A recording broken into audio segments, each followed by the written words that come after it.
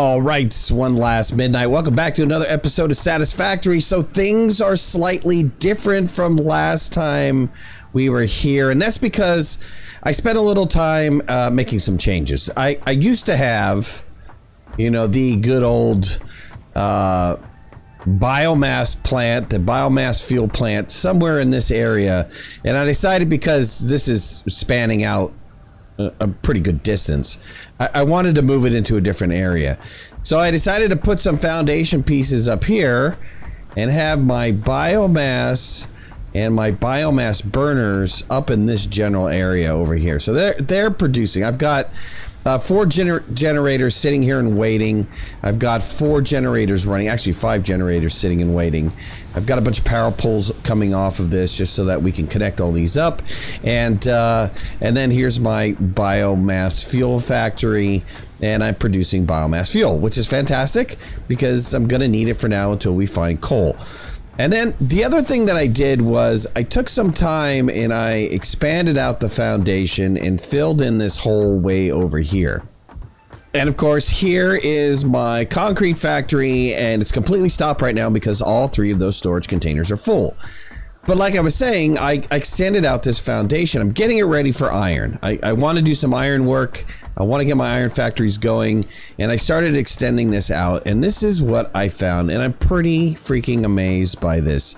So down over here are 2 more pure iron mines. So that's a total of 5 iron mines in this area. 2 sitting over here, 6, actually 6. 2 sitting over here and 4 sitting off in this area. And I'm amazed that there's 4 pure iron mines over here.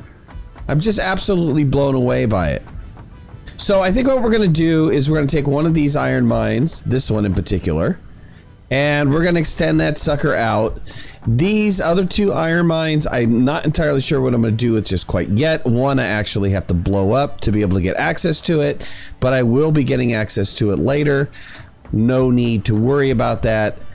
This particular iron mine, I think what I want to do is change the rotation and face it off into this direction.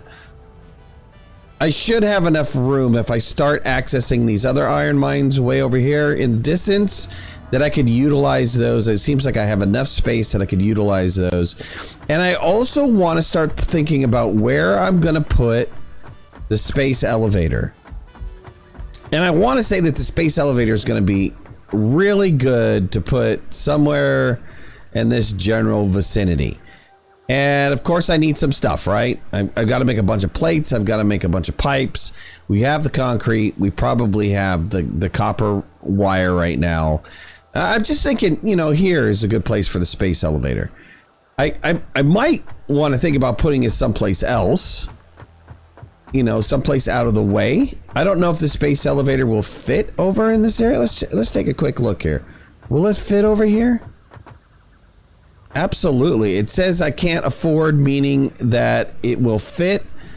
And maybe this is a good place for the space elevator. A little out of the way. And that way you don't have to worry about it encroaching in on possible production areas. This says it's encroaching somewhere. Okay, right there would be good. It says I can afford it, but that's encroaching. We did have a spot for this a second ago. There's one, yeah, right. Dang it! Dang mouse sensitivity! There's an area here where I can put the space elevator. And I want to face it this way, actually. Yeah. So you know what? Hey, let's get down to space elevator first. Let's get the items I need for the space elevator, and let's get the space elevator taken care of, because you know what? I think that would be a good idea to get that knocked out of the way, and then that way I have a better understanding of where I want to put everything else. Before we start building the items for the space elevator, I actually had all the pieces for the Logistics Mark II. So let's go ahead and send that off. Let's open up Logistics Mark II. We'll get that taken care of. We don't have to worry about that. The next thing that we can focus on is...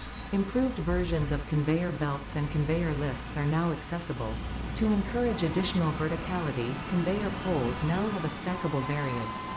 I want to next focus on the resource sink bonus program, which will give me the awesome shop, and it'll also give me the awesome sink, and then I can actually get different base production pieces unlocked.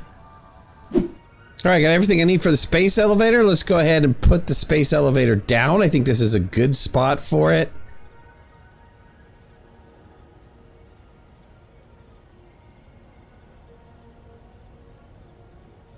You know, the only thing I'm thinking about the space elevator is those input lines. And would it be better to have some of these input lines facing out? And I think it would be if I wanted to auto feed it in there into the space elevator. So I'm gonna face it this way. And I love how this thing constructs, you know, flying resources, building this sucker up. And then once it gets complete, the animation for the space elevator is fantastic. This thing comes down.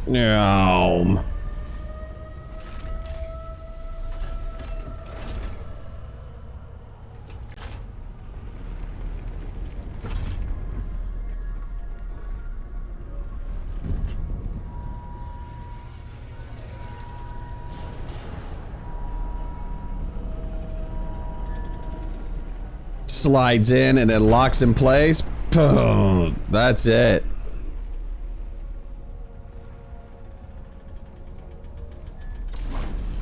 We are set.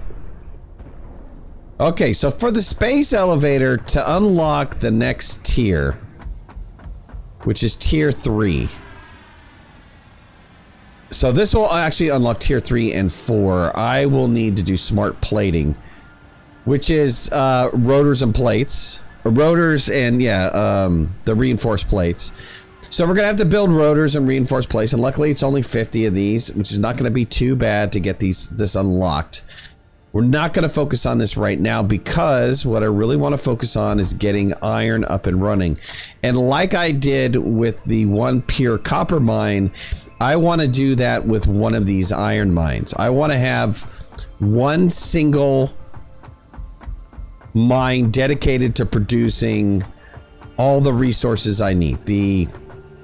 The metal plates, the screws, the pipes. We're just going to take care of all of that in one. And the ratio is not going to be that great right now to begin with, but that's okay. I don't need to have it that great, right? I am going to have to do reinforced plates. You know, screws is the big thing. Screws, you're going to need a ton of screws. And at a certain point, you're going to need a bunch of iron rods as well. The iron plates, you're not going to need as many as you are the screws or the iron rods.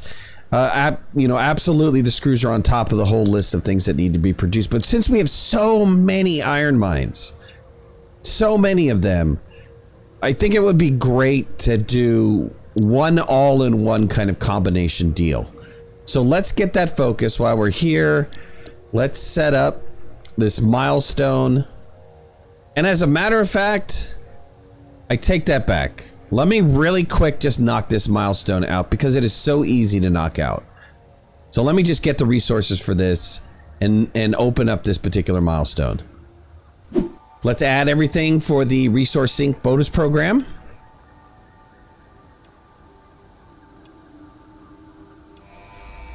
And send this puppy off. Milestone reached. You have been given early access to the anti-waste effort for stress testing of materials on exoplanets bonus program. Funneling parts into the awesome resource sink, depending on their amount and complexity, will grant you coupons in the awesome store, which can be exchanged for bonus rewards. Examples of bonus content are parts, walls, factory attachments, and cosmetics. Fixit is working hard to develop additional options, which will be added to the awesome store in the future. Go that extra kilometer. Go awesome. And I'm going to build the awesome sink right over here.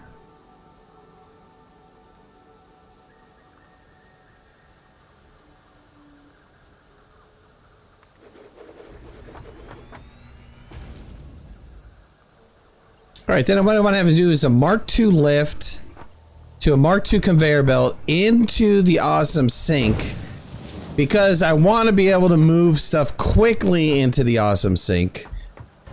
And while the exchange rate is not great at all for concrete for the awesome sink, I have so much concrete that it's easy just to dump concrete into this and have it eat up concrete to produce some tickets. Now I will, in the future, I did put a small Mark II belt right here to be able to disconnect this really easily so that when I want to stop this process I can. But I think right now I'm so inundated with concrete that it's okay to just flush these out, and we can just have this producing tickets as long as we can. And like I said, the exchange rate for concrete to tickets is not that great, but I'm not worried about it right now.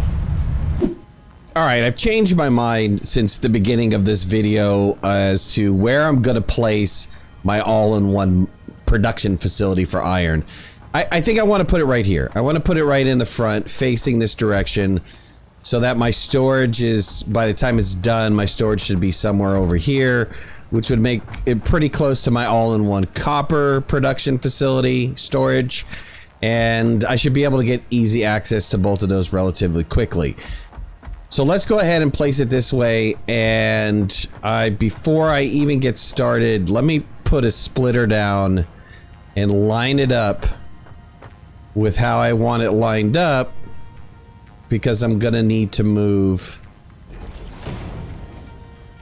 this lift and make a change to this lift. So let me get rid of this lift, let me get rid of this conveyor belt, and we'll switch these guys out.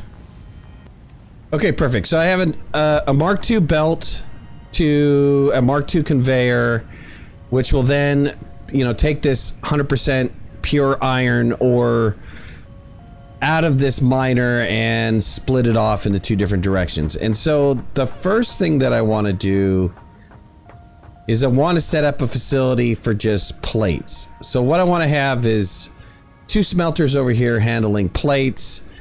I believe another smelter handling just the rods, and then another smelter which is producing rods as well, but then it's also feeding into constructors to produce screws. So let me kind of get that laid out and configured up, and I can show you guys what I had in mind. Okay, I'm finally complete. It took a little bit of time. It took about, you know, in total, from the time that I've started this video, I've been playing for about 2 hours. So it took me 2 hours to configure it all, mainly because I needed to make a bunch of resources, but I've got this all configured. So I've got a Mark I miner on a pure iron node, going into a Mark II lift on a Mark II belt, feeding 4 smelters. 1, 2, 3, and 4. This fourth one right over here. The first 2 smelters feed 2 constructors that are making iron plates, and you can see the iron plates are being merged together and going into this storage facility over here. The next smelter is feeding 2 constructors, which are making pipes, and that is going into this storage right here. And finally, the last smelter is feeding 2 constructors, which are making pipes, but then those are then in turn getting fed into 3 more constructors, which are making screws, and that is going into this storage facility right here. So you can see we're accumulating screws, pipes, and plates at a rate of, I think if the math is correct, 40 plates, 30 rods, and 20 screws. I called them pipes, I'm sorry, they're rods. So that's the all-in-one iron facility off of one pure iron resource mine. Now, this is nice. It's nice to have, right? I have these 3 resources. They're my 3 copper resources over there in the distance. Unfortunately, this is eating up a massive amount of power. And so I really need to focus on unlocking tier 3 and 4 so that I can get coal production power to be able to start powering this facility. What's going to be hugely important is going to be reinforced plates. And unfortunately, reinforced plates are going to take plates and screws, And I have another pure iron mine. I've got 6 here. I mean, it's just crazy. So I'm going to dedicate one pure iron mine into making reinforced plates. I'm probably going to have another iron mine, maybe one of these two over here, just focusing completely on screws.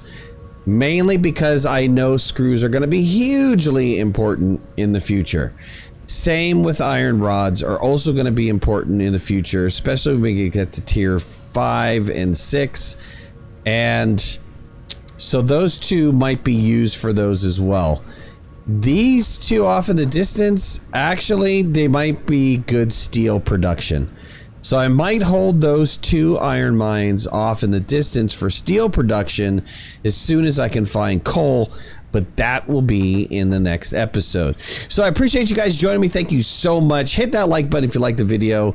If you're not a subscriber, please subscribe. I'd love to have you in the community. If you want to follow me on any of my social media, you can find the links in the description below, and make sure to hit that notification bell. That way you know when I go live and when I post new videos. I'll talk to you soon. Thanks a lot. Bye-bye.